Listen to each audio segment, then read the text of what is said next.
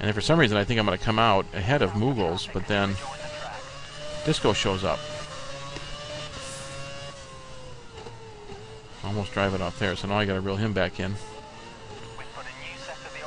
But I also do realize that he might need one more stop, so he might be right on the limit with his tires. He passed me obviously when I was coming out of the pit, so I knew he'd stay out, and I knew he had that mishap with that spin, so that probably got him off his planned pit stop. So I have to turn it up right here.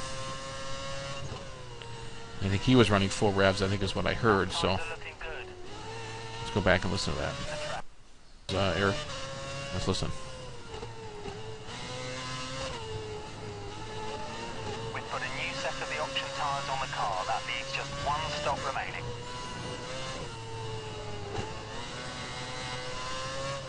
Okay, it looks like the car ahead is trying to create a gap. He's running full revs, maximum power.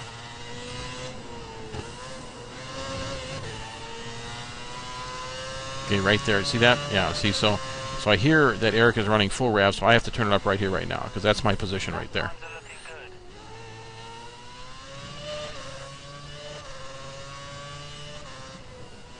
So now I just have to draw him in a little wide there. Not the quickest way around that.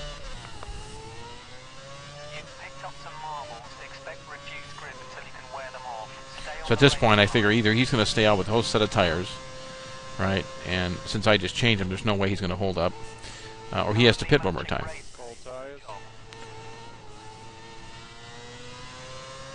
Okay, Skelly's right behind me, so I don't quite get the positions that I really wanted to get on him.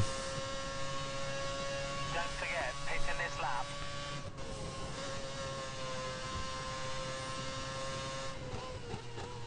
I'm not really adhering to my default pit stops. I'm just basically setting up my tire strategy per the tire rule, and then of course just staying out at that point until of course I decide to pit based upon my performance. So at this point I don't know. I thought I thought maybe Skelly was down in the order, but he's in. Well, I don't see him on the track map anymore. I don't see him behind me, so I figure he's a ways back. Yeah, 14 seconds back. Okay, and here we're having a little bit of technical difficulty here. Not sure exactly why the machine is not. Got a choppy right here.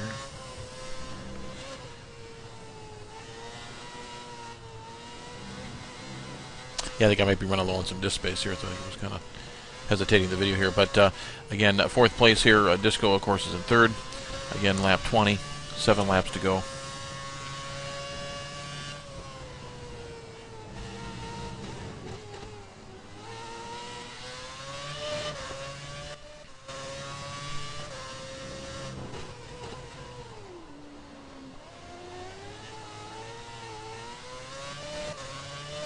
Okay, Skelly Telly is about 15 seconds back. And, of course, Disco is just above third place here. So we're going to just keep on it.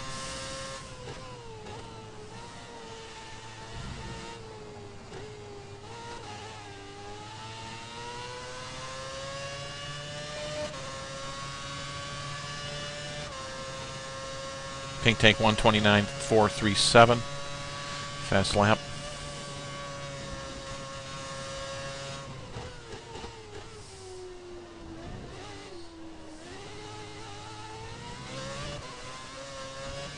You can almost get sucked into that racing line into the pit there. Of course, I'm at this point again switched over to options on the pit in last time, so at this point I'm good to go for the end of the race. Take it back, Paul. Oh yeah. Here we go. Okay, Moogles and Paul are doing it back and forth there. Maybe. There you are. So 2.35 seconds back from Eric here, Disco Potato, and trying to reel him in. At this point, I think we're both running high revs. And as usual, who's going to blink first? Usually, if you can keep the pace going, and of course, drive mistake-free, that's where you usually can make up. And as you see there, I wasn't quite mistake-free there. Taking the long way around. The spoon, I think they call that.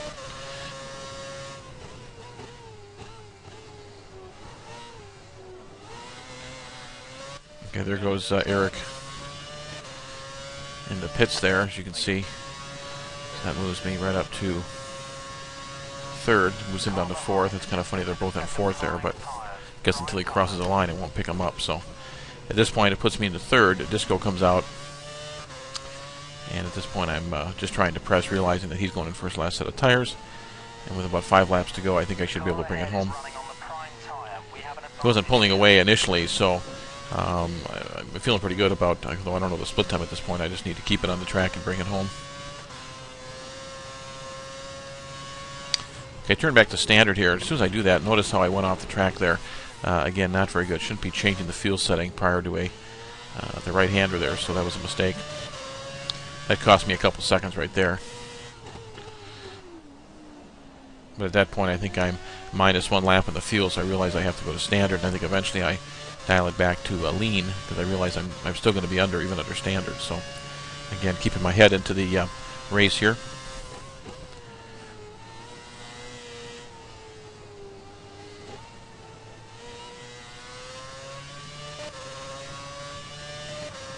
Yeah, never really a straightaway here. I guess there's a straightaway in the straight, but really have to pick those straightaways in order to...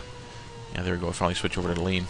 You're doing it right before the turn there, so as I'm reviewing the video here, I'm chalking up some mental notes to save my adjustments for the straightaway. Of course, I'm running a Momo wheel, and I don't have the ability, I don't think, to actually adjust it on the buttons. So at this point, I'm just waiting for this -1 lap of fuel to turn to optimal, and hopefully I can bring it home. Although I realize it's going to be close here. Trying to short shift as well. There goes 12 seconds, 12.6 seconds to Disco. At this point, I feel with 4 laps to go, there's no way he's going to close 12 seconds. Only because upon following him previously, he wasn't pulling away at that rate.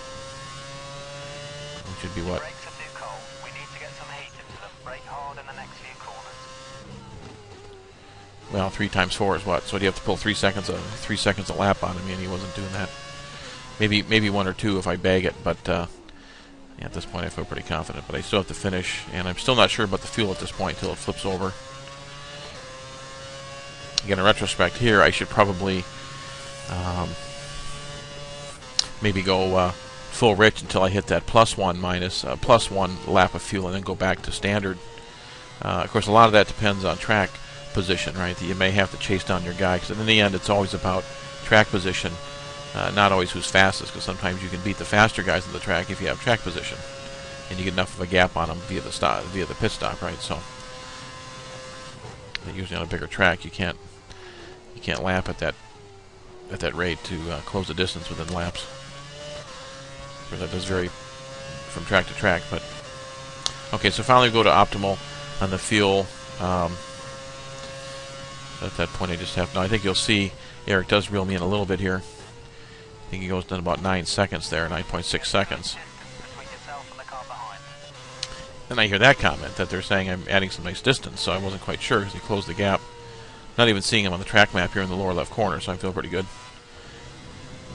Just need to keep it running. Going left still. Let's warm up those brakes. Brake hard in the next few corners. And I think Eric is thinking too that obviously that mistake, the mistake that he had where he looped it and lost about 5 or 6 seconds might have been the difference. Now look at these 8.4 seconds, reels me in. And I believe something happens here because, yeah, there he is right there. So something happens here because he goes from 8.4 all the way out to like 13 seconds again, I think. I was trying to get out of the way faster. So he's within 8 seconds. You're perfect. And that'll be 25 across the stripe there, so it'll be 2 laps, so he's going to have to pull 4 seconds per lap out, and at this point I'm trying to short shift too a little bit, at least I think I am. Thinking about fuel preservation, but ultimately I don't, because we do have enough fuel to run the event. That's subject, of course, to your strategy. Yeah, so he goes 13.1 seconds. So at that point I realize we got third locked up here, so the only thing it's going to cause me to lose this position is to have some mechanical failure, run out of gas. So You've already done your last pit stop, right? now hearing Corey there asking me about the last pit stop, and I did answer him, but for some reason I'm not hearing it on the Afterburn 2.0 here, or 2.2 I think is what we're recording. Yeah, recording the race in Afterburn 2.2, but re-rendering the race here with the moderation on Camtasia. We need you to get some heat into the brakes. Brake hard into the next couple of corners. Yeah, I think years of F1 races over the years, always like Suzuka, always did laps at Suzuka, so very familiar with the track. Out of all the tracks that we race at in the league, this is probably the most comfortable for me.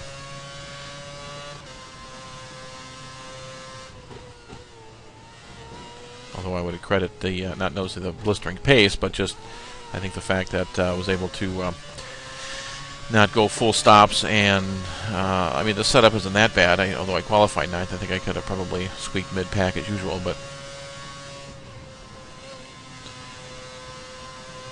we'll know until next year now.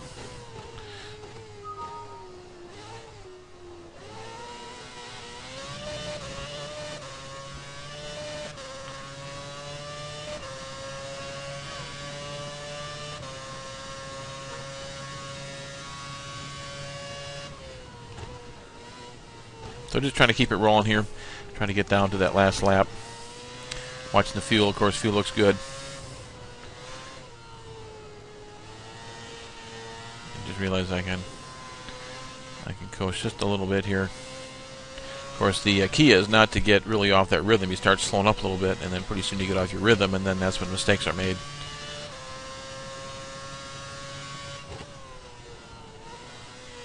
Yeah, Michael's gap there, he's a 19-second gap, so no way I can touch him. Okay, notice the fuel is flashing right here, so at this point I'm getting a little concerned because I have to take the 27 lap and complete that lap, so at this point I think I feel down to make sure that I'm running. I think I feel down to make sure I'm lean. I think I was at standard. I got a little off track here. Yeah, I finally moved from standard to lean. I realize I may be cutting it too short here. The fuel light is flashing, so that kind of scares me a little bit. But it says I'm still optimal, so at this point I should make it. Disco's starting to reel me in a little bit. Best time 1:31.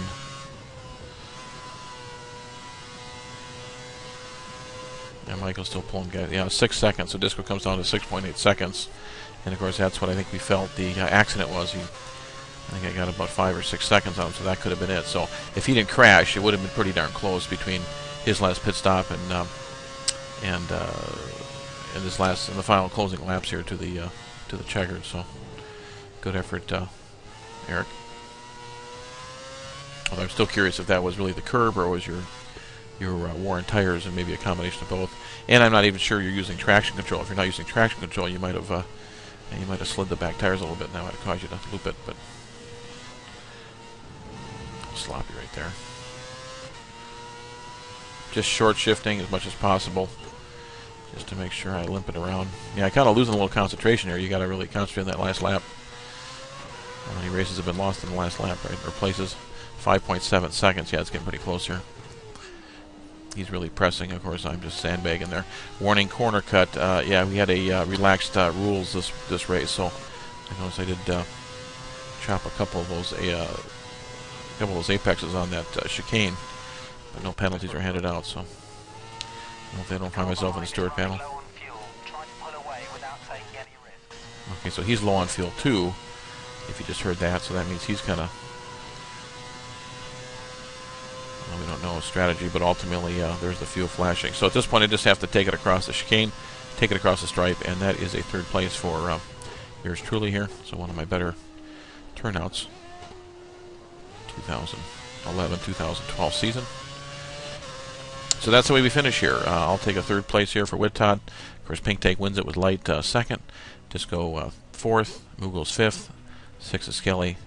Cedros or Corey seventh. Phil eighth. I think we scroll down here.